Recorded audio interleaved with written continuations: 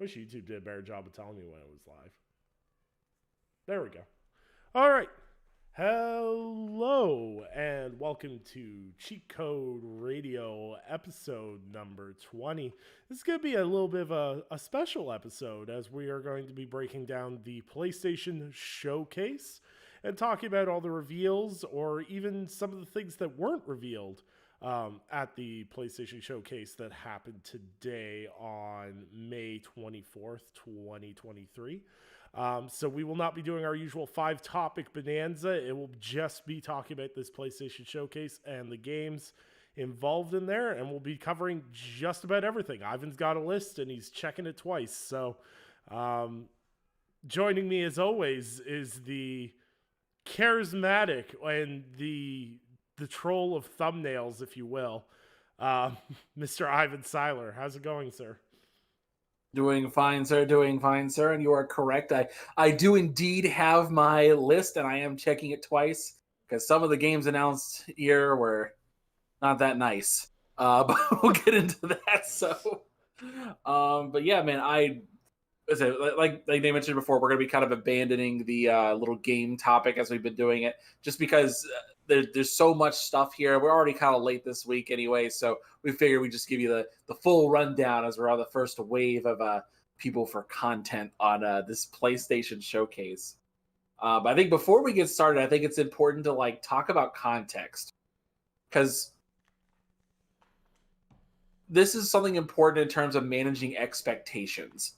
And I think this is what this showcase was really about. It was really about keeping people in line about what was going to be here. So, first and foremost, there has not been a PlayStation Showcase for about a year and a half, roughly, right? I heard like 600 days since the last showcase. There's been state of plays, but not like a dedicated, here's 1 hour of the next year or more of PlayStation. Yeah. And they announced this last week, and there was a lot of pull for this. A lot of people have been dying for a showcase, and they didn't get one at all last year, so they've been dying for something, and this is what Sony gave to them. They mentioned to everyone that they would be showing off creations from PlayStation Studios. And I want to go ahead and get this out of the way now. I called it, Nick. I called it. I said this stuff. I was like, when you use the term creations, that's sketchy as hell. Because PlayStation's been very clear in the past about what they're talking about. If they say games, they mean games. If they say experiences, they mean VR titles. If they say creations, that's a new one. And lo and behold of this thing, there was the Gran Turismo movie trailer. I told you and everybody else was like, I don't know. That's just a new marketing term. And I was like, uh-huh. Mm-hmm. All right. You know, But here we are. I kind of want to piggyback on that. It's kind of wild to me that usually when racing games are showcased on these live streams, whether it's Forza or Gran Turismo, everyone's like, man, this is boring. Like, who cares about racing games? And somebody at PlayStation went, you know what? We should put the trailer for the racing movie about the racing game in a game showcase. And someone was like, yeah, that's a great idea. Like, the funny part about that is that was the teaser trailer that they showed a month ago. Like, this is not even new. really? So they showed it to you again. Yeah, no, it's not even new. It's just a teaser trailer, so it was shorter. It was just a recut version of the first trailer. So I find that hilarious. So, but anyway, side thing. But yeah, ever since they announced the show that was going to happen this week, everybody has been talking about this thing.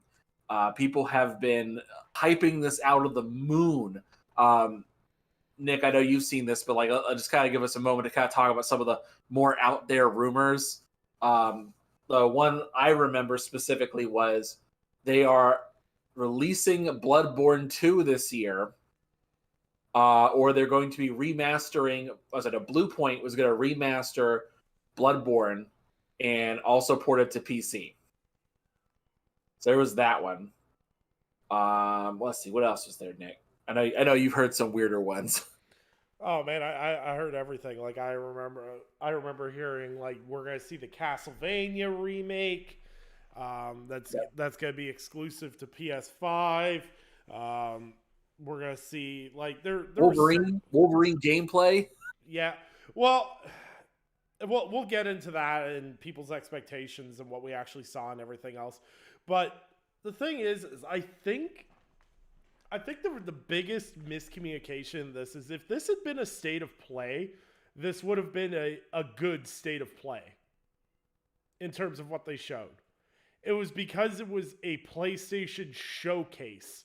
And historically, PlayStation knocks these out of the park. And I think that's the problem is that there is a lack of knocking it out of the park in general. Just as an overarching message of this showcase, it did not hit PlayStation's usual standards. And you can argue that, they have exceptionally high standards because of how good their showcases have been in the past. But when you set the bar that high, you've got to continue to maintain that. And it's funny because I was having a discussion with a colleague and we both agreed that this felt more like a 2016 Xbox showcase than a PlayStation showcase. Damn. Because it was like, here's a bunch of multi-plats that we've got marketing deals for, and here's the one tentpole franchise that you're looking forward to. Yeah, that hits a little too close to home. I'm gonna be honest about that one. To the 2016 Xbox showcase. Yeah, expectations were out the wazoo, and I will say, I think the part that hurts it the most is because Sony has not done one for over a year. Expectations were even worse. People were like, "Okay, you missed an E3 presentation. You're doing this right before the next E3 presentation." So I'm like, that's not good. That's not a good look. People have been dying for something. You can't keep them waiting. Well, and I think the biggest disappointment for some people in the space is how PlayStation's now doing business versus what they want PlayStation to do as a business. Like I saw a lot of people, and whether people want to admit it or not, there's just a subtlety of people wanting exclusives. And, I can't play this anywhere else.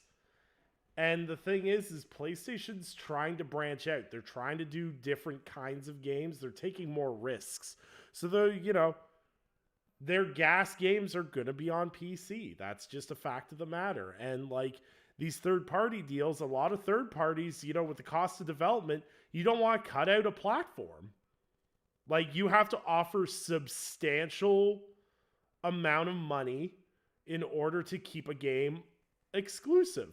And we even saw it earlier this week with the conversation around Final Fantasy 16 and, saying Xbox was outbid for it. I think PlayStation's biggest sell is the fact that they provide services outside of just marketing. They get development help, they get publishing help, they get, it's like a full package. It's like PlayStation third-party deals or even second-party deals sound like, a 5-star hotel. Like you get the whole treatment. You're pampered from front to back. You get, this great marketing window, all this stuff. And not necessarily other deals are structured in such a supportive way. And I think that's worked to their advantage for a long time. But also with the rising cost of games, those deals cost more because PlayStation invests more than just marketing into that. You start talking dev cost and everything else, there's more money being put into these games. So exclusivity is a selling point. While it is important to have, games that represent your brand, it's also important that you have the player bases to support those brands. And I think that's the direction that PlayStation's heading. And I feel like a lot of PlayStation players specifically are nervous after this showcase because all these multiplayer and, games as a service and spin-off games and everything else were supposed to be in addition to their AAA blockbuster single player games, but we just had a showcase where they showed all these, games as a service titles, and yes, you got to see Spider-Man 2, but there was a bunch of games missing. So I think people are just a little over on edge because of it. But I totally understand when you've been catered to exclusively for your tastes for so long. Once the direction starts to change, I can understand being nervous and not being happy with what was presented today. So I liked your analogy you bring up. So it was like having PlayStation be your partner is a lot more. So what you're telling me is that it's kind of like having PlayStation partner with you for a game is kind of like staying at the Sheraton hotel, and then also at the same time, like where with Xbox, it's more like staying at the Super 8 with the shuttle access. Yeah, and I don't want that to come across as a slight, like I'm saying that Xbox doesn't put effort into their third party deals, because they clearly do. But I think that one of the reasons why so many developers choose PlayStation for those exclusivity deals is because of the value that PlayStation brings as a whole to those games. Like, you look at things like Death Stranding, where, Kojima got like a good chunk of Guerrilla Games to help his team with Decima.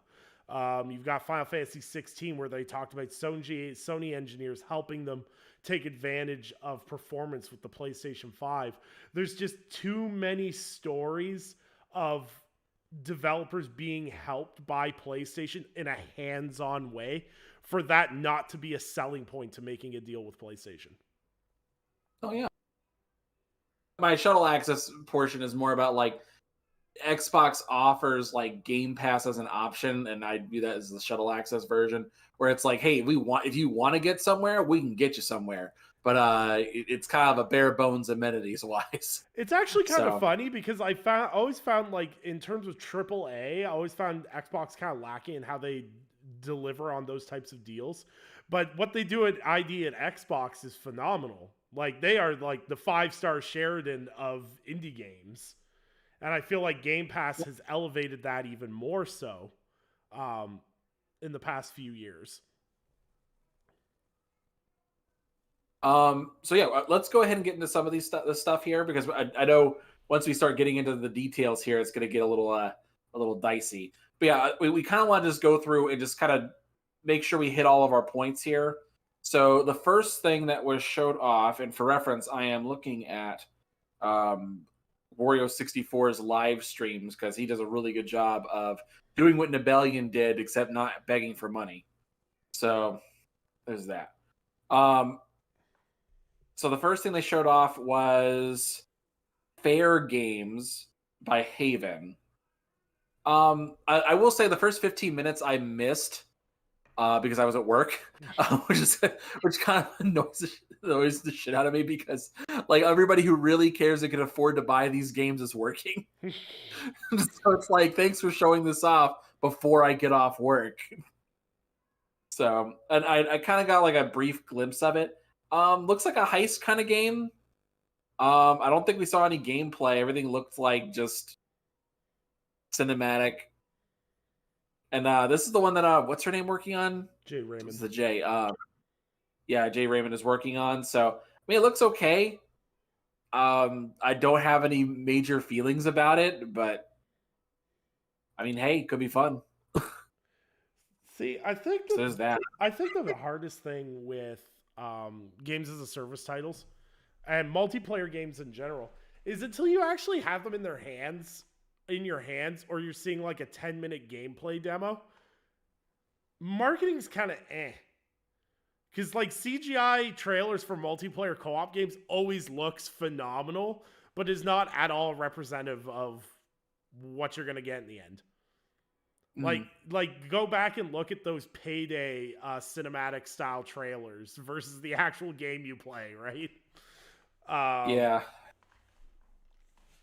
But with that being said, I'm excited to see PlayStation's dive into games as a service. I'm interested to see what Haven can do. And I'm definitely going to keep an open mind with these games and, see what they're all about. Yep. So Fair Games looks to be like an exclusive title. And I've not heard anything otherwise about it. So I'm putting on the list of exclusives. All right. All right. So then the next title we got was Helldivers 2, and this is being announced by Arrowhead, that particular studio. I did not see anything about being exclusive or not. I guess it's just kind of implied. Everything I've looked for is just saying it's coming to PC and PS5. So I would put this under the timed exclusivity version until we hear otherwise. Yeah. It's wild to me that Helldivers 2 is finally coming out because the sequel was announced in 2015. Oh god, it's been that long. Yeah. When did the first one come out? Hold on. Helldivers 2 was announced. Yeah, they announced the sequel right after the launch of the original. So it was 2015. That doesn't seem to make sense. Hold on, let me. I'm not invested in this series, so I just want to make sure. Announcement. Yeah. I just want to make sure I'm hitting this. Of course, I'm getting articles from 2 hours ago. Frodo. When was Helldivers 2 announced? Get down. No, all I'm getting is recent stuff. I hate Google. It's like Helldivers 2. There's 90 million articles about Helldivers 2 in the past 5 minutes. I'm like, no, not. Anyways, it's been a long time coming. It's a top-down shooter. I've never played the original. I am very unlikely to play the sequel, as I am absolutely terrible at top-down shooters. All right. Yeah, I mean, it looks fine. I didn't personally care for it, so but yeah, I'm not gonna dunk on that one. So yep. Yeah. So we have Immortals of Avium, which had already been announced earlier. So it's EA first. It's a fantasy first-person shooter. Is probably the best way to call it. Mm-hmm. I think that's what they're going with. Looks fine. But yeah, it's already multi-plat, and we already knew that. So Low key, I'm actually really excited for that one. Different. It looks cool. Like, I don't know. After playing Ghostwire Tokyo, the idea of shooting stuff out of my hands for combat is way cooler. Mm-hmm. All right. So so first of all, let's talk about this now, because at this point everything starts getting really funny. So Sony went on a tear for about 45 minutes. Okay, I timed it. I timed the marker on it. In about 45 minutes, they were talking about all these games, and we were all like, "Oh, cool! These are coming to PlayStation. That's cool." And then eventually, they right after the show, Microsoft came out and said, "Yeah, these are great," and then had a graphic of all the games that they showed and said, "Yeah, coming to Xbox too." It's like, oh. It's like it just really kind of showcased just how much really wasn't designed for just PlayStation anymore.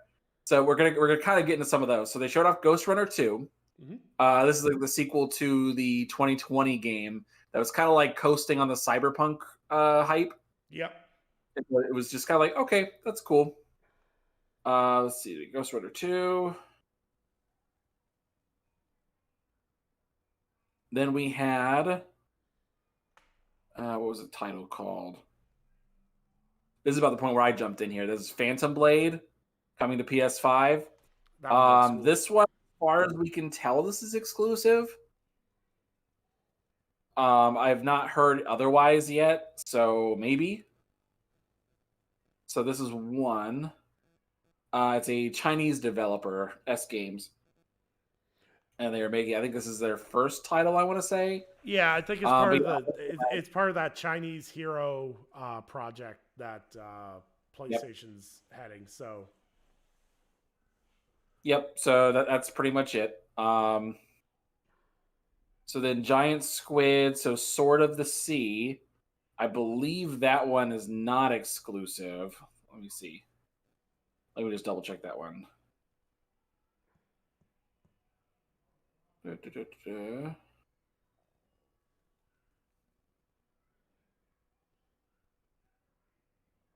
I'm trying to see if we have that on that graphic or not. Sword of the Sea. A surf across the surreal, undulating landscapes of the Necropolis on a quest to unveil a lost ocean teeming with life in Sword of the Sea. Take epic leaps and shred half pipes on the hover sword. Okay, that sounds sick as hell. I don't even care, man. Like, Nice. I get to shred half pipes with a hover sword? Sold. Give me the game. Let's see.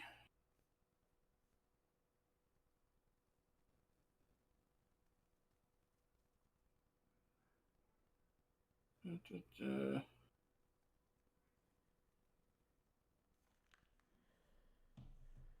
Yeah, I'm not seeing anything yet. But traditionally, when Sony announces stuff, if they don't tell you otherwise, it's not truly exclusive. So it's one of those weird things where we're like, okay, I've noticed that they've been trying to be more vague about stuff. So until we hear otherwise about it, I'm going to put it under timed exclusive. All right. Let's see. So Talos Principle 2, that one is coming to Xbox.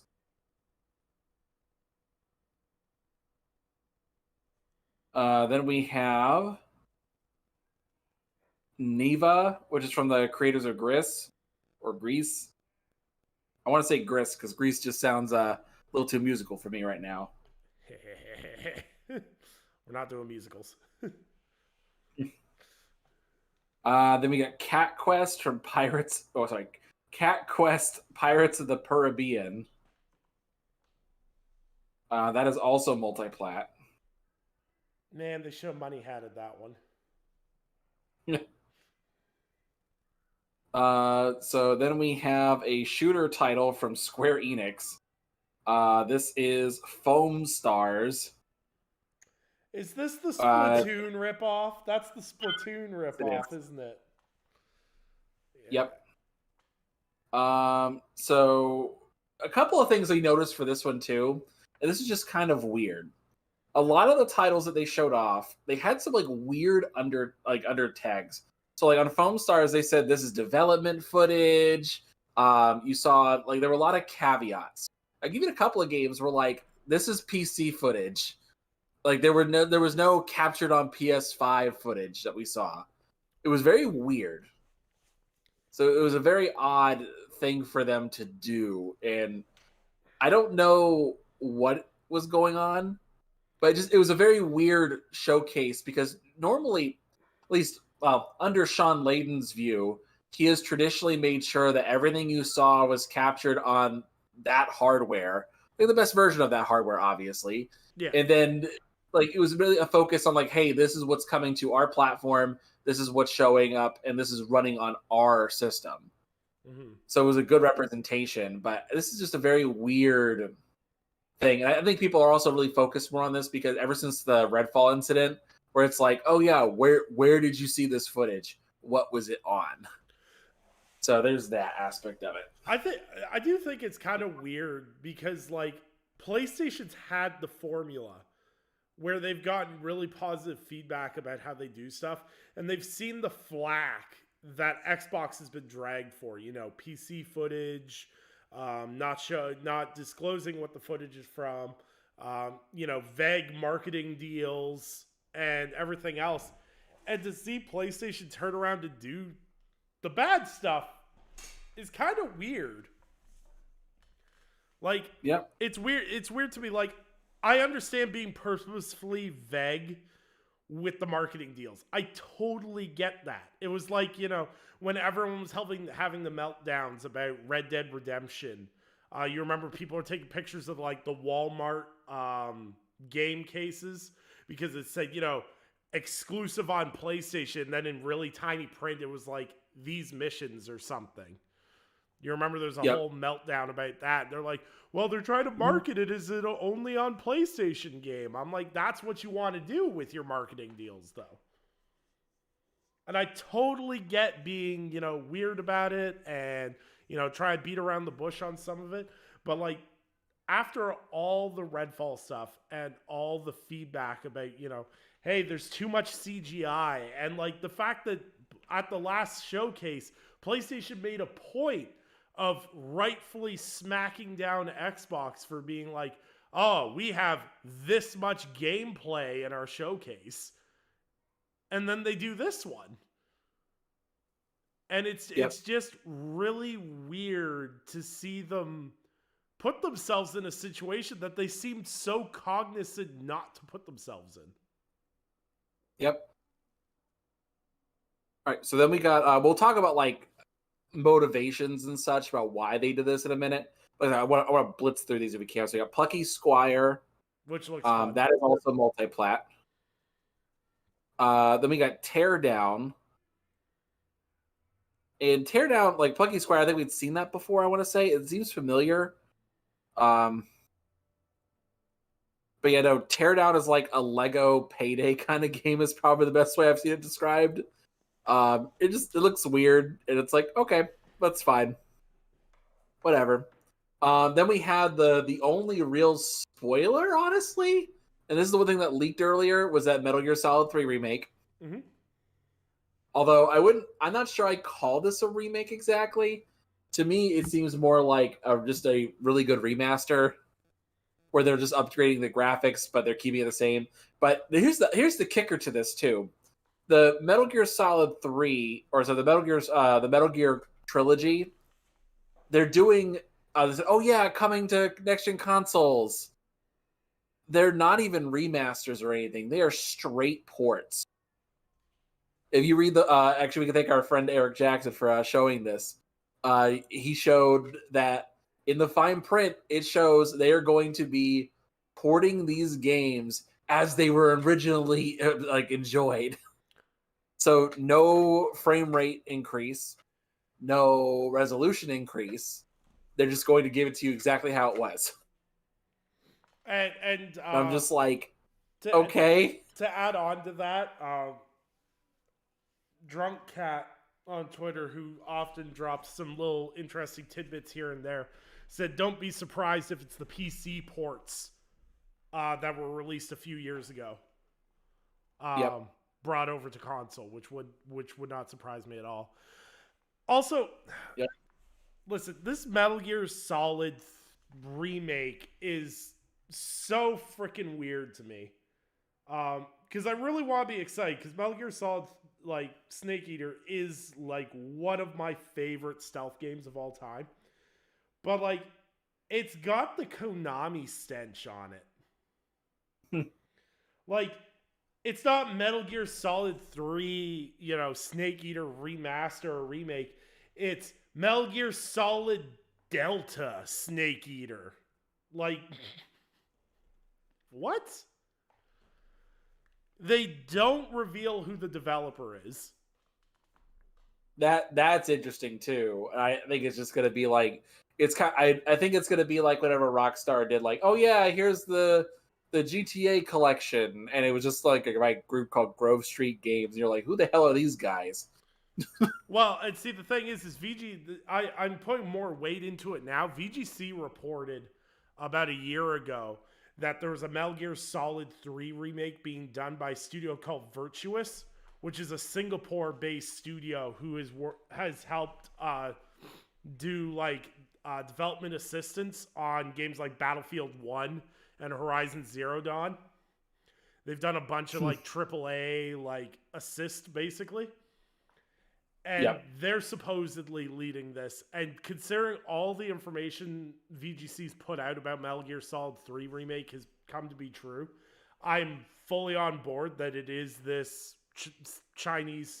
Singapore studio that is working on this remake, which just feels really weird. Because you would think if Konami wanted to take one of their biggest IPs, they'd want to put it to a studio that had a pedigree of, you know, more than doing a port. Oh yeah, I totally get it. So, but as we've been talking about, Konami doesn't give a damn anymore. They haven't given a shit for a while. Like the whole thing with them is just that whoever is willing to make one of their games, they are willing to license it out as long as you pay us the money. Yep. Like I don't, not at all surprised at all. No. Well, you can consider the fact that, you know, all it took for Bloober Team to gain access to Silent Hill was signing basically a marketing agreement with Konami for it. Yeah. Which also, I'd like to throw in there, I was really shocked not to see Silent Hill 2 remake there. I guess it was abandoned.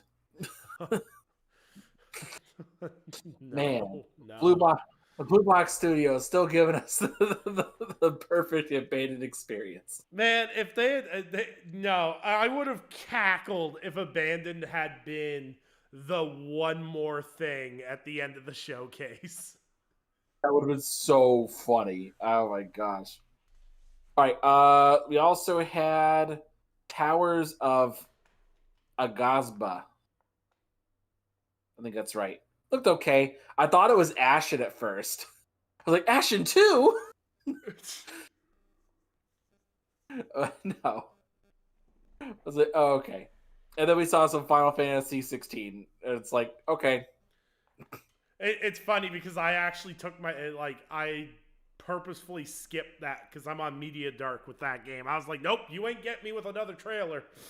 Miss me with that. I thought it was Assassin's Creed at first when I saw it. I was like, oh shit, it's Assassin's Creed. And I was like, no, never mind. It's not. There's too many dudes with spiky haircuts for it to be Assassin's Creed game. Then we got Alan Wake 2. Looks good. Oh, sorry, I forgot to mention. Was Towers coming out? Let's see. What's that? I forgot we were doing that still. I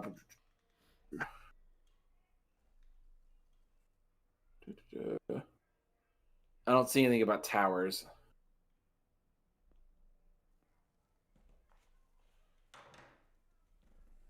I'm just writing Towers of. Is that the new Arnold Schwarzenegger game? Yeah. The Towers All right, of Then we got Final Fantasy 16, as we already mentioned. If 16. All right. Then we had Alan Wake 2, and Alan Wake 2 is also coming out on all platforms. Yep. Looks really good too. Like Remedy is on their next generation bullshit with that one. Which, by the way, that's something weird too. They're only doing digital versions. Yeah, that. Right? You remember how I said there was the Konami stank? That has the 505 publishing stank all over it. Yeah, like you can't put out another Alan Wake game or any other stuff physically. And they're like, fine. 505 has to have some of the weirdest marketing deals. Like, I will never. Well, what if it was like? What if their deal was like, hey, your next 2 titles have to be published by us if it's done physically? And they're like, gotcha. And then their other project fell through. Was like, shit. It's Alan Wake 2. We didn't plan on this one. Like, don't you remember? Wasn't 505 Games the ones that like bought marketing rights for Control for the next like 20 years or something? Was it Control? Weird things like what? It was either Control or Death Stranding or something. They had publishing rights for the next like. It was an inconceivable amount of time. Oh no. I think 505 is like a discount Satan where they're like, we're going to have these crazy deals, but no one cares. All right. Then we got Assassin's Creed Mirage, October 12th. Looks solid. I'm excited for that one. Mm-hmm. Shorter game. This takes like 30 hours at the most is the campaign. But I'm like, good, thank you. Cheap. Like cheap, you get it done, easy peasy. Like I don't need these 100-hour campaigns every time. I'm good. No, Like I'm some games actually warrant it, some games do not. listen. I haven't been this excited for an Assassin's Creed game since Brotherhood. Mm-hmm. Because I was really excited for 3, but that thing was booty cheeks. They could have done so much with an indigenous assassin, but they just made him angry. It wasn't even angry; it was angsty. My day. Connor just felt perpetually pissed, but not in a meaningful way. And I was like, y'all missed with this one. That and trying to parkour around colonial America was painful.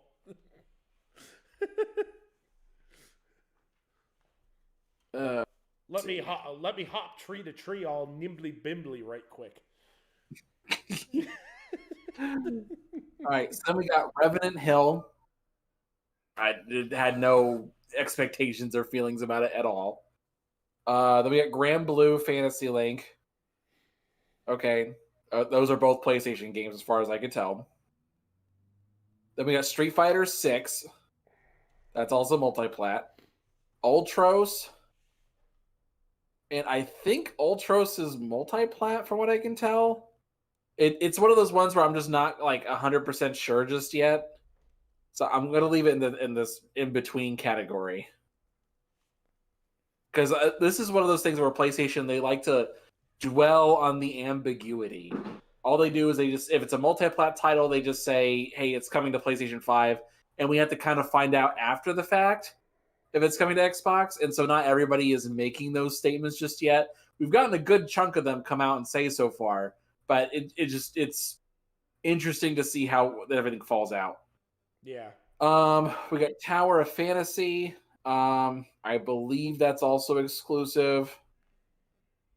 Let's see, and I think that one was kind of like one of the guys, Big Gary on Twitter, and he was saying like this. So it's what did he say? It was something about like it's oh, what's that multi the free to play game all the weebs play? Genshin What's it Impact. called? Yep, Genshin Impact. That's what it was. It's basically Genshin Impact. So not surprised. Then we had Dragon's Dogma 2 from Capcom. That was like that's not a new announcement necessarily. It's an older one. But it is a bigger one, I guess, because we had heard about it in development last year, but this is the first we've seen of it. So that is also multi-plat. And then this one I was surprised about. Five Nights at Freddy's Help Wanted 2. I was like, what? Yeah. Am I 15? It's a VR title, okay? You gotta get games on the PSVR too. And somebody heard that them kids love that FNAF stuff, so. Actually, this one is not. This is right before they did the PSVR section, though. This was right beforehand. Because everything that popped up after this had a little logo at the top left said PSVR 2. No, So, yeah, if you look at the actual trailer on PlayStation, it says Five Nights at Freddy's Help Want 2 teaser trailer PSVR 2 games. Cool. Because they didn't have the little title at the top. Yeah. No. I remember as soon as it popped up, because it showed up for Resident Evil 4. And then after that, like 2, which is for PSVR. Then Crossfire Sierra Squad. Like that's just such a weird thing because we just got done like just destroying Crossfire X on Xbox to the point that it's like going under. Like they closed down the servers already, haven't they? Yep. No, it is legitimately the worst game ever. Like Crossfire X is. People are like, "Oh, Redfall's terrible." I'm like, "Y'all didn't play Crossfire X. That was really terrible." Oh my god, it was rough. But no, so Crossfire is a separate standalone game. It's not Crossfire X. So I mean, hey, who knows? It might be good. Maybe. Listen. I would rather staple the inside webbings of my thumb and index finger to a desk than touch anything Crossfire related because of Crossfire X. Then we had Synapse. Basically just what was that game that came out? Not Heat. Super hot. Yeah, it's basically just a grown-up Super Hot. That's really all the best way I can describe it. Beat Saber coming to PSVR 2.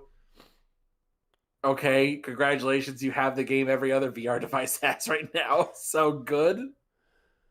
With Queen DLC, you have to buy separately. And then after that, it was just kind of like, okay, the one thing noticeably absent from this was Half-Life Alyx, which is another thing that people hyped up, saying, oh my god, Half-Life Alyx is going to be at the showcase. Listen, I've been telling people for a long time. Half-Life Alyx isn't going to come to PlayStation VR 2. Why would Valve support another device when they could just support their own? Just because they're in the VR market doesn't mean they want the other device to expand and grow over their own. And considering how much, money and time they probably put into developing that game and how advanced it is in terms of overall VR presentation, yeah, it is what it is. If you bought a PSVR 2 for Half-Life Alyx, whoo. Joe says, what is that thumbnail, fellas? Look, for those of you that don't know, I make thumbnails for Iron Lords every week, and they never let me do what I want to do. So this is where I'm going to do what I want to do, okay? See, so here's the whole caveat to the thing, is when me and Anchor sat down and decided we were going to do a podcast, he's like, I'm going to let you have creative control over everything. I just want to do the thumbnails and the graphics. And I was like, oh, bet. Nothing bad could ever happen come from this. Lo and behold. Here we are. I've got Jim Ryan riding a horse, shooting farts on a PlayStation 5. That's where we're at now. And to Shogun's response, Alyx is on every other device, though. It's never limited to Valve's headset. I absolutely agree. It's never been limited, but that also doesn't mean that Valve wants to put any extra work in to have it made for somebody else. So here's the other one too. So this is the biggest surprise to me, and as Shogun also, we just brought him up specifically. I have been very skeptical of what Bungie would do under Sony's control. So like when they announced the PlayStation stuff for the not the event, but the PlayStation crossover stuff with Destiny, I was like, is this available on Xbox too? I don't know. I don't trust them. And it is available on Xbox, so it's fine. But this was the ultimate test to me. Like, Bungie announced their new game. I wasn't expecting it to do like an official announcement. Like, we knew they were working on something, but I didn't know they were going to do an official announcement, like, for real, and show something. They announced Marathon, and this is going to be their own extraction type shooter. So this is... it's so weird. I never knew I wanted to have like microchip muscle tissue and have silkworms fart skin tissue on top of that. So hey, looks cool to me. So here's your fun little trivia, because I've got to be an FPS dork here for a minute. Have you ever heard of the original Marathon? I heard of something about that. I was like, can't be related. So Marathon was Bungie's FPS shooter that they released in 1994. Only on Mac devices. Damn. It's actually considered a really, really good first-person shooter and was comparable to Doom at the time. The problem is that, it was on Apple devices. Um, but with that being said, it's really cool to see them bring something back almost 30, oh God, almost 30 years later. Oh God. um, uh, now it's funny because I follow a lot of the I'm gonna put in quotations boomer shooter crowd, and a lot of them are like, there's no single player. Marathon's not coming back. You're just banking on the name. And Picking on the name. there's a problem in the boomer shooter community is we all think that everyone knows all the shooters like we do. Like we sit there and go, yeah, everyone played Redneck Rampage growing up, and people just stare at you blankly and they're like, Redneck what? um But Marathon isn't like this big IP. It's cool to see Bungie reimagine it for a modern audience. Um, I've got questions because Marathon's going to be so much different than what's typically in Bungie's wheelhouse. You know, Bungie typically, has done a very loot focused game and MMO light with Destiny over the past decade. But like an extraction shooter is more similar to something like Escape from Tarkov or Hunt the Showdown or DMZ from Call of Duty. And those games are very hyper competitive. And what really is interesting to me is Bungie's referring to it as a PvP game. Hunt the Showdown, DMZ, and Tarkov are PvP, PvE games where it's, you're trying to kill AI enemies to gain loot and everything else while you have to deal with the hassle of other players. Mm-hmm. Bungie's talking, it's just going to be PvP, so it's just player on player extraction shooter. That's going to get hectic. Like, you're going to get people mad as hell. Like, I installed a 113 gigabyte game because someone killed me. Wait, so is this just Gambit from Destiny 2, the game? I don't know what Gambit is. I play good games. Oh, I have played only a couple matches of Gambit, but it's like it's you versus another team, and you fight mobs of enemies at the same time. But you're trying to get enough points there, and then you go like bank those points, and then when you bank a certain amount of points, it creates a new enemy for the other team to face. And you can invade the other person's space and then try to kill them as well. It's a giant mess. Like the people I end up hearing talking about, it's like a 60-40 split. 60% of people hate Gambit, 40% people love Gambit. There's like no in between. Yeah, but also, yeah. Well, first of all, we would have mentioned this first because our buddy Fame's in the chat here. He's got Jeff Grubb on next week. That's going to be big. Over at Level 1 Gaming. Give him a little shout out. Man, I still can't get over Jeff Grubb with the shorter hair. I haven't even seen him with shorter hair. I'm not even gonna look. I'm afraid. There's just some things you don't want to see. Like Dick after he's shaved.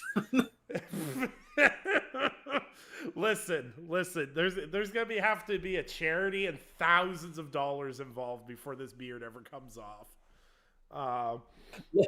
Look, I shaved my beard off on a live stream just for the hell of it. Sir, I ain't trying to be out here looking like I'm 15 again. Okay. All right. But yeah, no. What else? There's a couple of things I want to wrap up before we get moving. Destiny 2. They showed off the new expansion that's going to come, I guess, early. There's going to be a Destiny showcase in August. It's called The Final Shape. So that'd be cool. The Final Shape. Is that the final form of all Destiny players as they bend over backwards to justify still playing that game? I don't know. So then we got a new announcement, a CGI trailer, which shows us nothing. From Firewalk. Concordia coming out in 2024. It's CGI. I don't care about it. We went through this years ago with Xbox. Welcome to the arena. I don't care about your CGI trailers. Then the Gran Turismo movie trailer. It's like, okay. Okay, By the way, for a minute, do you know what this story is about? isn't The the Gran Turismo movie? isn't the Gran Turismo movie about the guy who played esports Gran Turismo and then became an actual like race race car driver and took like third or fourth or something? Sort of. I mean, the basic principle. So basically, what was happening was back in I want to say 2010, 2011, somewhere in that time frame. Uh, Sony was doing like little competitive events, and this was like the fifth annual version of this. So this wasn't even like the first time this happened either. This was the fifth. They called it Turismo Academy. They would invite people who played Gran Turismo online to this academy, and they would compete against each other, and then like the top like three or something like that would be eligible to race at this event, an actual real race that was held by Nissan. In this particular case, the only reason why this is brought up is because he was the youngest person. He was like 19 years old when it happened, I want to say. I'm just going from memory here, so it's been a little while. But he won this event when he was the youngest person to ever win it. And then he went to the Nissan event and placed in third. And so that turned into a career for him where eventually he won first and other stuff. But in terms of that, like it's not like it's an interesting story, I guess, but kind of like an anecdotal story to me. I just I don't see where this would have been greenlit for like a movie.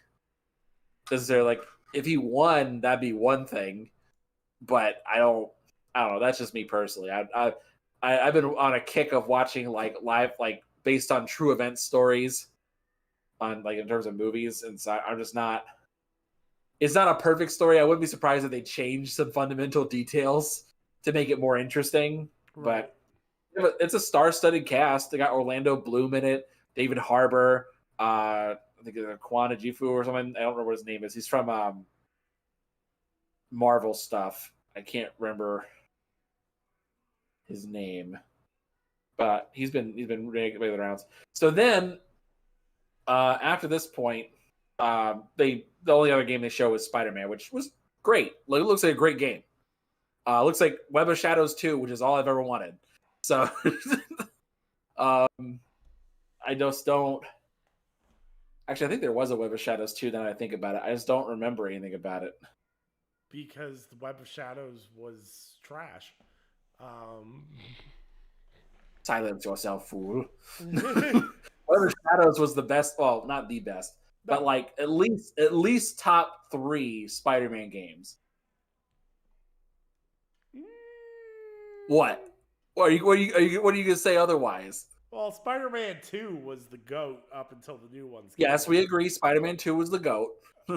Okay, no, I could deal with any of your other opinions. As long as Spider-Man 2 is number one, I feel like I had to argue. Spider-Man 2, the movie license title, was the GOAT. Okay, then I would say after that it would be Spider-Man PS1, the one that was based on the show. Oh yeah, that was solid. Always good. I remember those. I have dreams of still running through the first few levels. No, like that was a solid game. Then after that, I would pick up the Shadows. Come to think of it, really, in the grand terms of things, in terms of overall superhero quality, Spider-Man's been the most consistent in video games and film, honestly.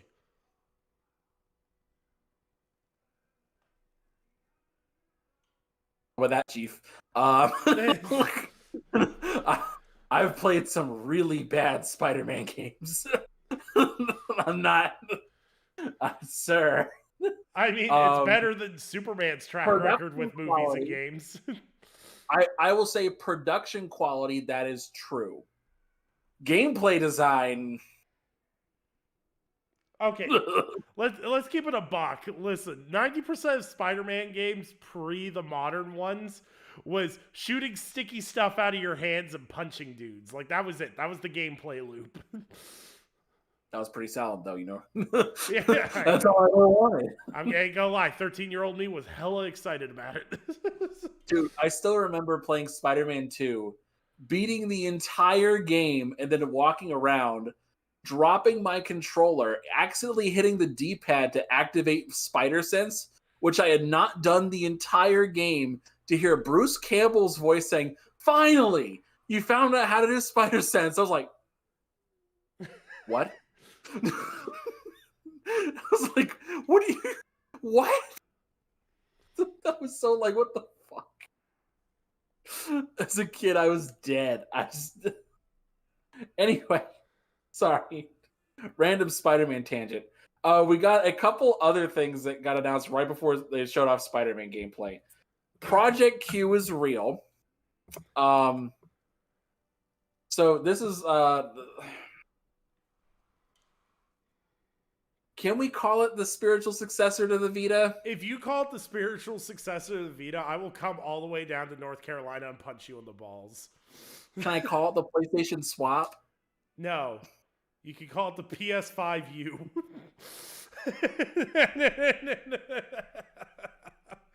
Listen, this handheld, like, I am fine with companies trying to do different things, but when people are like, we want a Vita successor, and you give them an Android tablet with a DualSense controller cut in half and stuck on either side, it's the most disrespectful thing I've ever seen. See what the battery life is. Dude, I mean, it can't be that bad, can it? It's only streaming. Listen, I ain't even worried about the battery life, man. Like, who is this for? I know who this is for. It's for cucked men who are like, hey, I need, like, the wife comes in and says, hey, I need the living room. You're like, but my PS5. And then they're like, she's like, well, play on your tablet. You can stream. I did not pay $800 for a PlayStation 5 for my wife to tell me to go play on my Project Q in the bedroom. Well, you can't play in the bedroom because they're going to need that later. Oh, God. Okay. Honestly, I don't know who else it would be for. Like okay, you can't do this while you're using the PS5 for anything else, right? I am tapping out of this because I legitimately don't know how remote play on PlayStation works. And just so people don't go, oh, well, he's an Xbox guy, so I don't even use cloud. I don't even know how you do remote play on my Xbox. If I want to play my damn console, I'll play my damn console. People, like, I'm putting this out there right now. If you turn off your Xbox, go into your bedroom and lay down with your wife and are still playing video games, you're weird. Disconnect yourself. Like, turn it off. You don't need to be playing 24/7. Like, I understand the Switch. I could understand that. No, I can't. Actually, no, sorry. I understand native gaming. Like, wanting to play something natively on the go. Steam Deck, Asus ROG Ally, the Nintendo Switch, totally understand that. Even just streaming in general. Like, if you were just streaming, not from your PS5, but you were just streaming from the cloud, I could understand that too. That would make sense. Oh my God, I feel like I sound like Reforge Gaming. Jesus. Hold on, never mind. You don't want no, we're not going down that wormhole. Okay. I feel like I could understand if you were streaming and you were trying to figure out how to, like, you could play it in a separate room, like, oh, the wife and kids need the living room. I'm just gonna play my game. They'll use my PS5 or whatever. That's fine. I'll just play a game somewhere else. And it's like, okay, that makes sense. But then it's like, it's such a weird counterintuitive message, I guess. It's kind of like someone said, yeah, I need the TV, but you can't use the PS5 for anything at all. So if you're using the PS5 for anything other than gaming, you really can't use it in this case. So I don't know. This is just such a weird decision. And like, what if it? There's also the possibility of what if it actually is something that they intend to do as a cloud streaming device in the future, but they're not willing to say that right now. Because they did have their financial earnings thing yesterday, and they were like, "Oh yeah, no, we plan to have a very robust and aggressive plan for cloud streaming." Like, I can't imagine they're going to launch any other system or I any other thing just dedicated to that. listen. I'm not a lawyer. I'm not a businessman. I'm not going to be anything. But I think they're intentionally leaving out the cloud aspect because of the CMA proceedings in the UK. That would make sense. Like, then there's nothing like saying, well, Microsoft would have a monopoly on the cloud gaming space, and then PlayStation basically goes, oh, here's our handheld for the cloud gaming space. Because their I know that would be intention, a very scary thing for them. Yeah, that would make sense. that it's intentionally caged. Like, even if you read, like, there's no PlayStation blog post for this. The Yeah. YouTube video for its reveal is titled, and I quote, PlayStation accessories video. Yeah.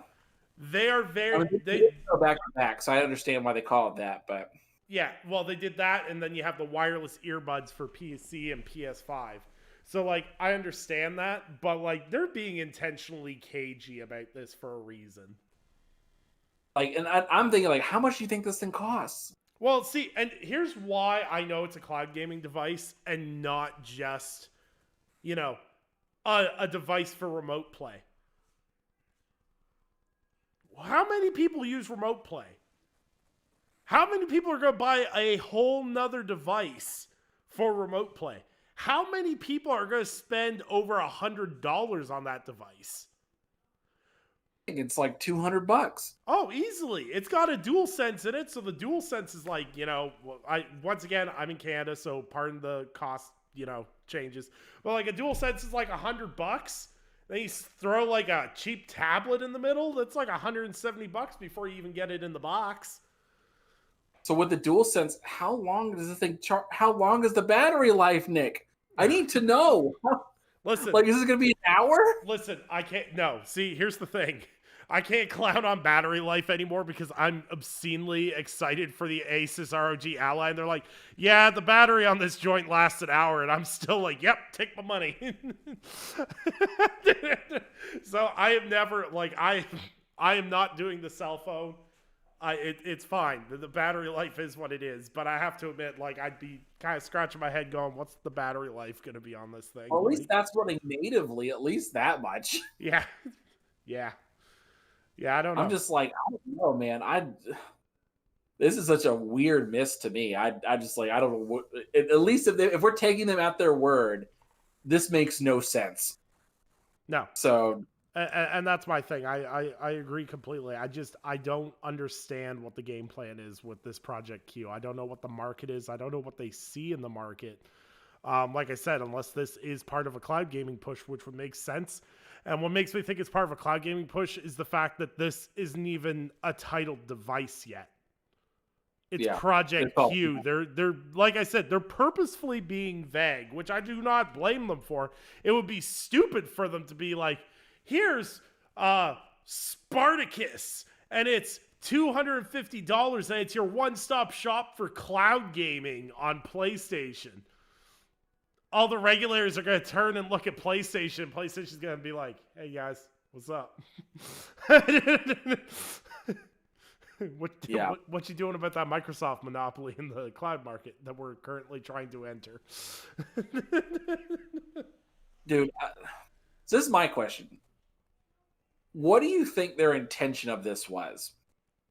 Like, they announced, this is like the earliest I think we've ever had like a summer showcase before for like games. I think this is like the earliest we've ever had one, and at least before the summer season. This is telling you before the summer has technically even started. So I mean, it's a very weird thing, and I don't know where this idea came from. And I guess the question I want to ask you is like, where do you think Sony was coming from with this? In an overall, they didn't have to do this. They didn't have to do this event. They could have waited until they had something, but they chose to do it right now. Like, here's my thing. Here's my thing leading up into the PlayStation Showcase. I had heard that, they had a bunch of stuff they wanted to show. They were going to have all these games lined up. They had new hardware to talk about, which ended up being true because they did have new hardware to talk about, but it's not any of the hardware that people thought they were going to talk about. But, like, this felt like a state of play that could have been a longer. Like, they could have been said, this is a 1 hour state of play, and then did a state of play for Spider-Man and called it a day. But they purposefully, like, sat Jim Ryan down and, like, I think people are going a little bit overboard on social media. Like, PlayStation had a bad showcase. It is not the end of the PlayStation brand. But with all that being said, it is interesting to see how quickly, as a whole, the gaming community, if you will, is willing to just absolutely turncoat on you the moment you screw up once. This community has always been a "what have you done for me lately" community. Like, your goodwill only lasts so long. Like, if you make a mistake, they may not abandon you immediately, but they'll be thinking about it. So it's so easy to watch, and I follow. It's like, what of three possibilities? And I'm going to point this out first. So Dustin from Last Stand Media had said this, and this got clipped. I thought this was interesting as a point, and until I've actually thought about it. He was saying that Sony had never gone first before, and they actively chose to go first, and they did so like 3 weeks in advance. Yeah. They decided to do this. This was their decision to do. And his argument was from a business standpoint that Microsoft is weak right now. They got kicked in the pants with the CMA ruling. Redfall brought them down to their knees, and and supposedly Sony had a very strong showcase with the intention of capitalizing on Microsoft's weakness and dominating them and saying, okay, we have you down, we're going to keep you down, and we're going to make a message and pull more people away from you. And I will say there's some credibility to that, because people have been kind of depressed since the CMA ruling in particular. That one was the one that really kind of started, and Redfall just didn't help anything. But it was this, when is Xbox ever going to deliver? Where's this idea? And we saw a bunch of Xbox people saying, like, I'm kind of tired of this now. I might look at getting a PS5. Even our friend Jez was like, I don't know, I'm tired of waiting. I might get a PS5. And people would suddenly be like, oh, wait, Jez is great. I love him. And just because they saw that. Now, I think that's an interesting point from Dustin, specifically, that this is a moment to capitalize on the weakness. But when you see what was actually shown, it's like, are we sure about that? So I would love to see what they say in Sacred Symbols tomorrow, but I may tune in for a little bit for that. But I think really it boils down to one of three things. And every one of these is a red flag moment. Like, we need to reevaluate something. So either, let's say the lowest red flag, I would say, is they saw an opportunity with Microsoft being down, and they were like, okay, we don't really have anything worth showing. And if we come out now and we have a weak showcase, it doesn't look as bad later than if we wait for Microsoft to react. Then we wait for Microsoft's project to go first, and then we do our show afterwards. It doesn't look as bad if we went first. It had a good amount of time before them. So that hopefully the media cycle kind of moves on from it. And I think that kind of works for this narrative, because they dropped this on a Wednesday at 4:00 in the afternoon. If you wanted more market share, I wouldn't have dropped it at those particular hours. They've done them at night before. Like, it's not like a a thing they've never done. Like, they've done these things at night, when at least on the East Coast, so people could actually watch them. See, So, yeah, I think I think the most hilarious part for this is I think the mixed messaging that people did, and this is because so many of us in the gaming space, especially on the social media side of things, are so in tune with everything. Because it was like, last week or early this week, Herman Hulse was like, oh, look at cool stuff at Sony Santa Monica, or, ooh, we're over here looking at, they're doing a bunch of evaluations and looking at a bunch of different projects. And I think people conflated that to, oh, everyone's checking up on these showcase pieces. Like, it's gonna be crazy. And I fully believe, like, I do not, narratively wise, Xbox was on the ground. Sony is beating them with a bat. And I'm not gonna say Sony beat them with a bat. Microsoft kind of beat themselves with the bat first. Because like Redfall was a cell phone, so they kind of like smacked themselves in the face first, and then a couple more things hit them, and they're like lying on the ground. And Sony's got the gun that was this PlayStation showcase, and they're aiming it down, and then they drop the gun, and the gun's not even loaded. That's what this showcase felt like. It was like, this is PlayStation's. We are showing you the future of what's going to be on PlayStation 5. And none of it was what people were looking out for, except for Spider-Man. And I think part of the problem is Spider-Man. And I need to explain this thoroughly because I know someone's going to clip that and take that out of context. But I think part of the problem with Spider-Man is it suffers from, we know it's going to be great. Right? You know what you're going to get from a Spider-Man game. We've had 2 great games so far. We know what to expect in a Spider-Man game. Yes, we're going to get off. We even know what the story is. We know everything about it. We know Miles is going to be fighting Peter by the end of the game. We know that. Yeah. Like, duh. Like, this is going to be a great game. Everybody knows this. And I think the lack of surprise of a big announcement was what killed this. I think this showcase would have had way less of a negative connotation if you had seen something meaningful, say like a Last of Us Factions reveal with some gameplay. And I think the thing is like Metal Gear Solid 3 would have been a big deal. A, if it hadn't been leaked for the past year and a half. And B, they showed something meaningful. Yeah, not just basically still images and random shit. Yeah, like okay, here's a bush. Cool. Oh, look, it's being still. Like, I think we've hit a point in the gaming community as a whole that everyone's sick of CGI nonsense and these nonsensical announcements way ahead of time. Yeah. And to that point, like, there's so many people, like, I just don't think they grasp where we're at in the AAA space. Like, people are like, well, where's the Ghost of Tsushima 2 trailer for when it releases next year? I'm like, in what world do you think Sucker Punch is releasing a game in 4 years? When did you think that Wolverine was going to get announced and showed gameplay and all this stuff? It's like, they haven't even finished Spider-Man yet.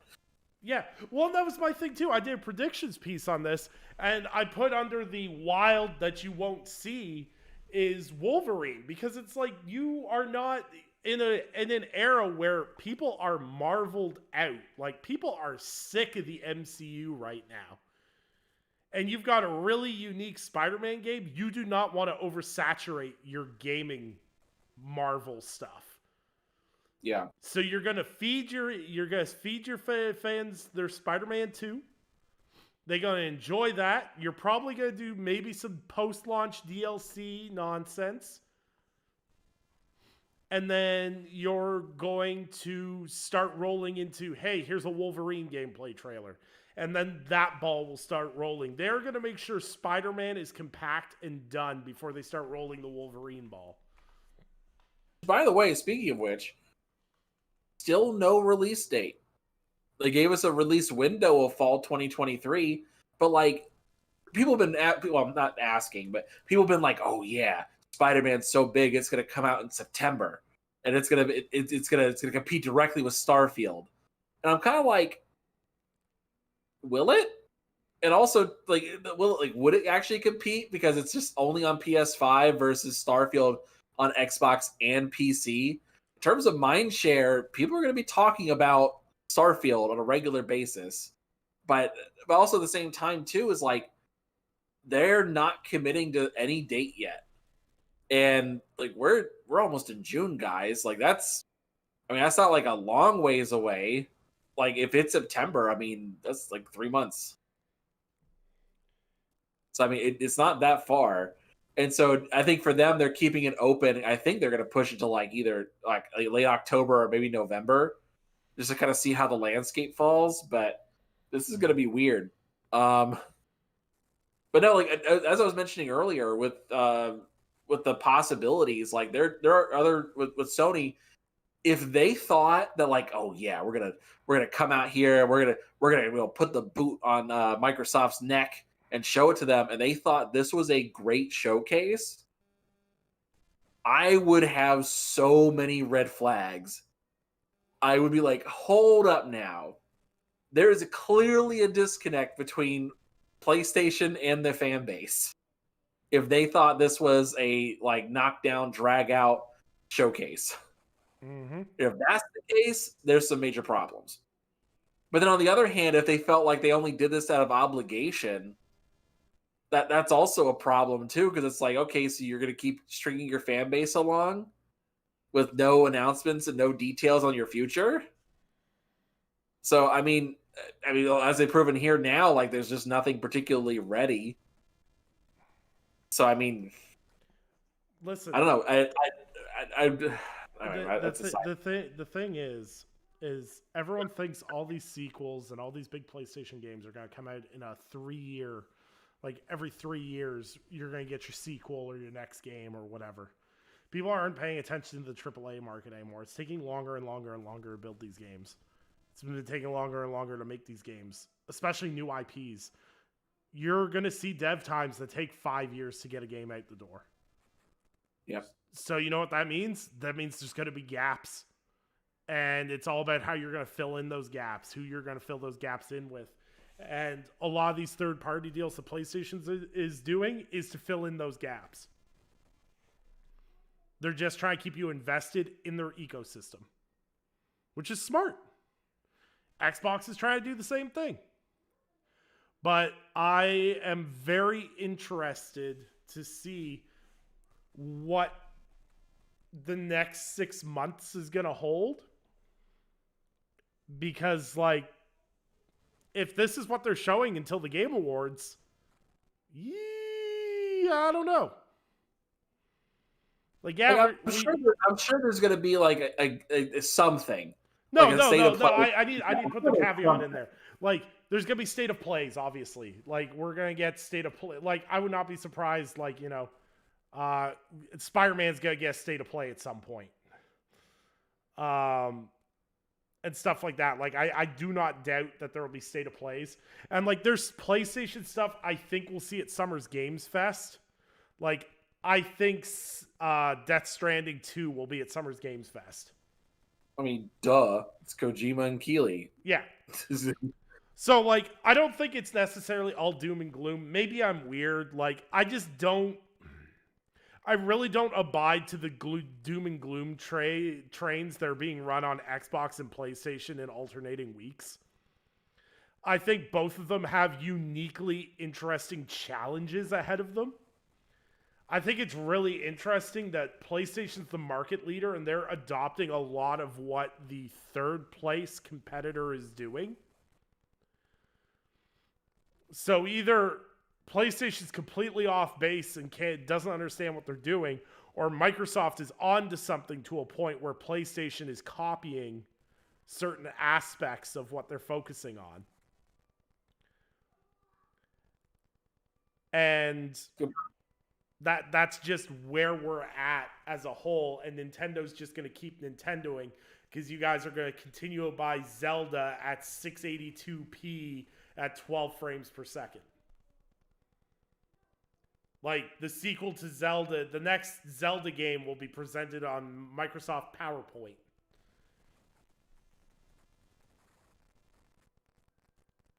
I just I don't know. What would you grade this? Like just because I want to make sure for me it's clear. I view it's two different things. As far as a game showcase goes, like not putting to the fact that PlayStation is a developer at all Mm-hmm. or in our platform holder. If I'm just looking at it based on that alone, I feel like I'd give it a B. Like it was solid, I guess. Like there were games obviously, and it was like okay, like these are fine games. These aren't like nothing there was like a knockdown, drag out. Oh my god, how has this been in my life? Inject it into my veins right now, kind of thing. But it was, but they were fine. Like I didn't think there were any like bad games that I saw. So see, I'm more leaning towards a C, and the caveat I'll put with my C is the fact that the games that I'm interested in are very, very early along, and they showed them too soon. Yeah, So like Bungie's extraction shooter, incredibly interested in that.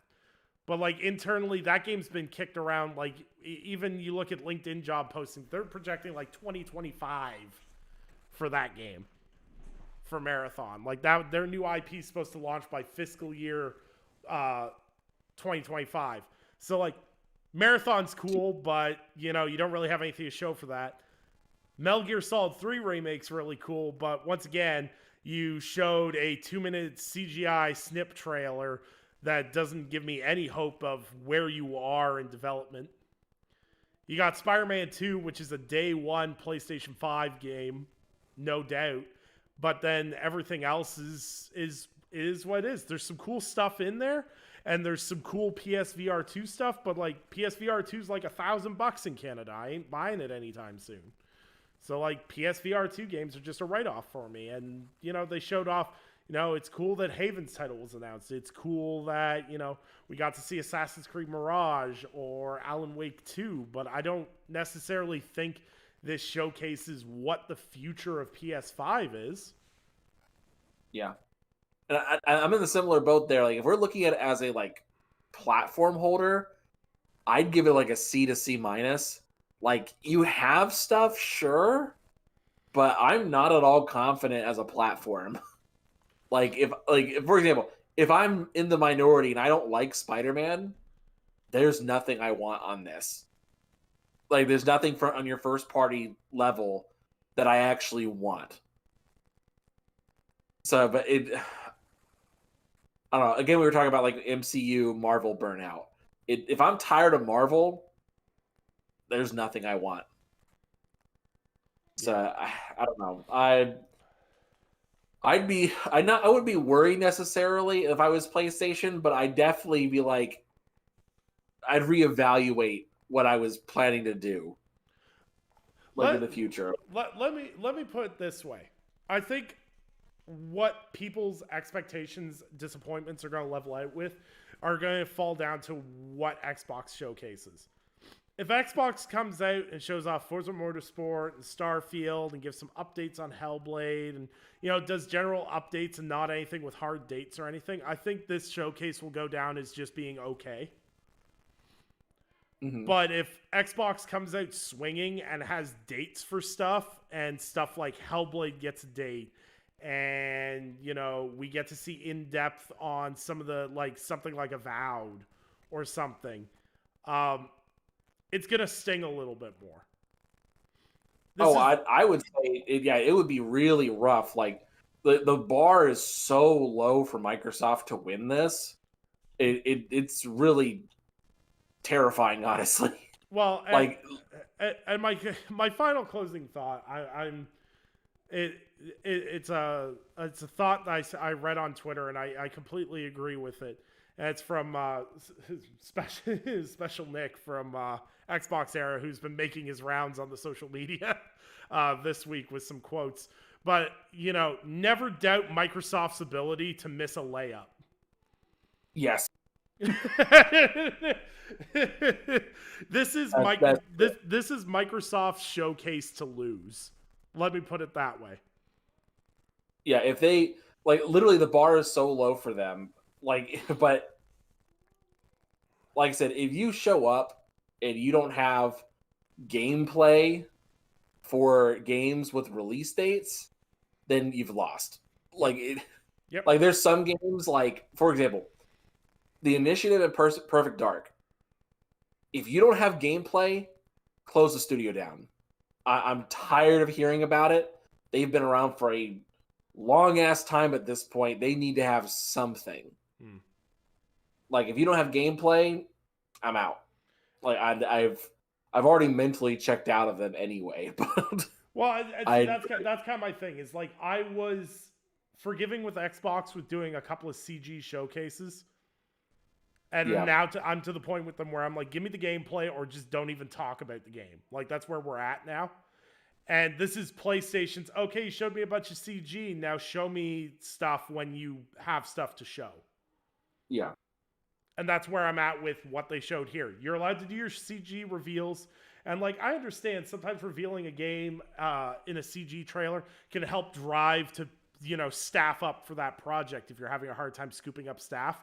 So if you have to do it, you have to do it. And I respect that. And I never begrudge projects' announcement trailers. yeah. In my opinion, you do an announcement trailer, you do a gameplay trailer mixed with some CGI if you want, or even do like in-engine trailer, and then do your gameplay trailer, and then your launch trailer, and we're out. Like this whole, we've got 9 trailers building up to a game releasing is gotta stop. It's too much. On the same page. Yeah, but You yeah, know, I this is gonna be interesting. I like this. There was the opportunity there. It was like writing on the wall there that like they could have, if they wanted to, put the nail in Microsoft and be like, okay, like if this really was like their big thing, they could have done it. yep. But they didn't. So, but oh yeah. Oh, one last thing. So factions, because you brought that up earlier. I wanted to throw this out to you. So as we know, Bungie has kind of been put in charge of Sony's live service games, Mm-hmm. and right now the rumor on the street is, what was it? Deviation got all their project canceled and cut, and supposedly it was at Bungie's hand. I want to throw this out to you as a possibility. Maybe the reason we haven't seen anything from Naughty Dog about factions is maybe Activision looked at maybe Bungie looked at it and was like, "This is garbage. We need to fix this." No, Like, has no. anybody thought about that yet? Like, No, I see. The thing is, we have what happened with Concrete Genie developers Pixel Opus. We had them getting cut. You had Dreams getting scaled down. Um, I know Bungie's consulting on these games and everything else. I don't necessarily think Bungie's the one saying, "Nah, cut this game." I think Bungie's going in and going, "Hey, this is what this looks like," and in our experience, this may not work to their advantage. I think they're offering like criticism and maybe even ideas to help. I don't think they're necessarily involved in the cutting side of the business. do you think that they would have consulted like, "Hey, this model you have for factions is not sustainable"? They could, but I don't think when you start talking sustainability models and everything else, I think factions is concrete in terms of what it's going to be. I think the problem with factions is Naughty Dog inherently itself. And what I mean by that is Naughty Dog's desire for detail in a multiplayer setting is going to be the bane of their existence. Because Naughty Dog's built up this standard of quality that so many people have become accustomed to, that when they don't hit that quality marker, people are going to criticize. So with this multiplayer game, I don't know. They've got some challenges. They're going to have some challenges ahead. I think conceptually, this game ballooned a lot bigger than it was. Like let's face it, we all saw footage of The Last of Us, what would be factions in 2019. It was part of that 30-minute gameplay leak. So like it exists. Druckmann said specifically that they'd be talking about it more later this year. Maybe we get a Last of Us Factions focused state of play. Maybe. But also, I think that Naughty Dog and PlayStation are very aware of how important The Last of Us as an IP is to them right now. Like, they've got the 2 games that did exceptionally well. They have the TV show that's a huge hit for them. If they misfire on the first game released after the successful HBO show, they're going to shoot themselves in the foot. I mean, they technically did with Last of Us Part 1. But yes, I'm only splitting hairs. But yeah. Like, the PC port of The Last of Us doesn't get enough shade thrown at it because that was absolutely garbage that they released that at the price it was. But all right, I think that's where Factions is. I don't think anyone needs to hit the panic mode button quite yet with Factions, but I have to admit, after 3 years, it feels weird that all we have is 3 pieces of concept art. Yeah, that is weird.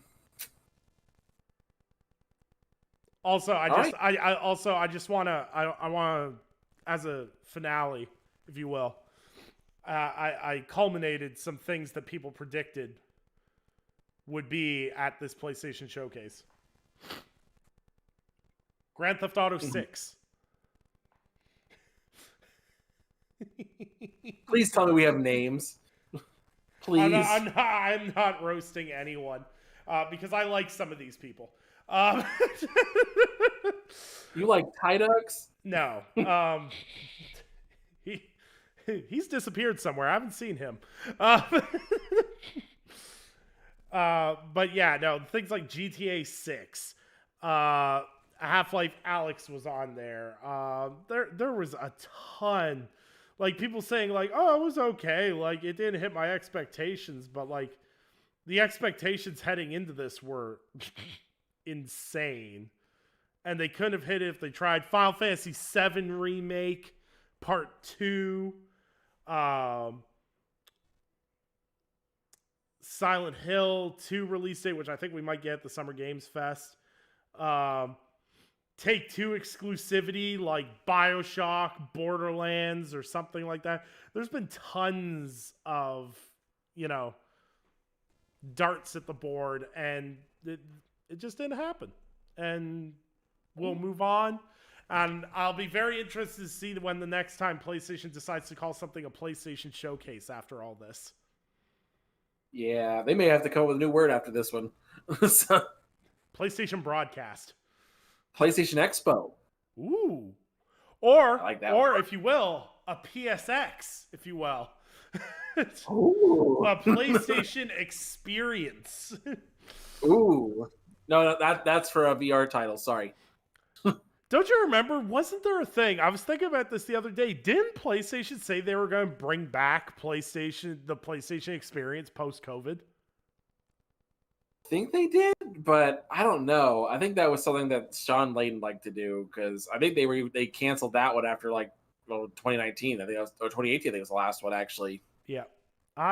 You know what? I know everyone's got their criticisms and everything. I know Jim Ryan does some things really well, but Sean Layden PlayStation was special. That was GOAT era of PlayStation. I look back on that, because I remember the time when Sean Layden took over, and I was like, I don't know about this dude. Like, he's not a good public speaker, but he was the one who realized I'm not a good public speaker, and then set the template for what we expect from PlayStation. Yeah. Where you show up, you say hi, and you start the games rolling, and that's it. We don't want you to do anything else. So I will give him a lot of props, and also a lot of the stuff that we have, like all the sequels that we've now burned through. These were things that were greenlit by Sean Layden. Yep. Like give him props for that. Yep. He definitely deserves a lot more credit than he gets for sure. Yep. But yeah, I think he'll go down in history as one of the best heads of PlayStation. Yeah, him and Jack Tretton were legendary. Yep. They didn't have punchable faces either. Oh god. I couldn't stand Andrew House. I know he wasn't technically ahead of PlayStation, but still, Yeah, I just couldn't stand. PlayStation and Xbox have been fairly good with having leadership that is likable for the most part. Like I always forget the guy's name. I feel so bad. He did the PlayStation 3 ads back in the day. That dude is forever yeah. That dude will forever be ingrained in my head. All those PlayStation ads were fantastic back in the day. They were so over the top and stupid. But like I was always thinking about PlayStation 3. That's true. But yeah, that's our show. Outros?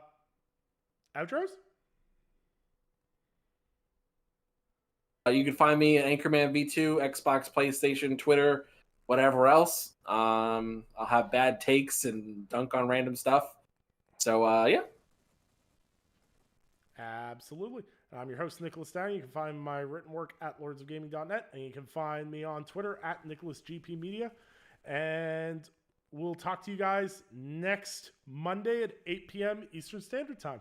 Bye for now.